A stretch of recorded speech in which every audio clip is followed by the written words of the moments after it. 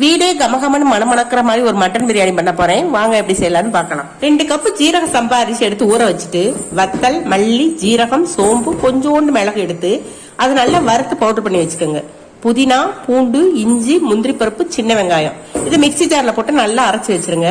குக்கர்ல எண்ணெயோட ஒரு 2 டீஸ்பூன் நெய்யையும் ஊத்தி பட்டை, கிராம்பு, அனசிப்பு, ஏலக்காய் இதுல போட்டு தாளிச்சிட்டு வெங்காயத்தை போட்டு நல்லா வதக்குங்க. வெங்காயம் இந்த அளவுக்கு வதங்கணும். அதுக்கப்புறம் தக்காளியை போட்டு நல்லா வதக்குங்க. தக்காளி நல்லா குழையணும்.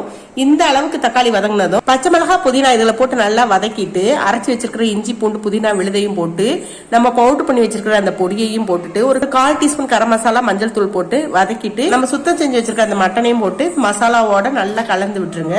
தேவையான அளவு உப்பையும் போட்டுருங்க. அது வதங்கிக்கிட்டு இருக்கட்டும். இப்போ ஒரு 1/4 கப் தயிரோட ஒரு 1/4 எலுமிச்சம்பழம் ஜூஸை கலந்து அதையும் இந்த கறியோட சேர்த்துருங்க. இப்ப 1 கப் தண்ணியை ஊத்தி குக்கர்ல ஒரு 3 சத்தத்துக்கு வச்சு இறக்கிட்டீங்கன்னா கறி நல்லா வெந்திருக்கும்.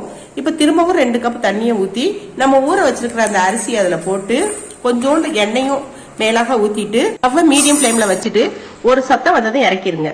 இப்ப வீடே மணமணக்கும் மட்டன் பிரியாணி ரெடி.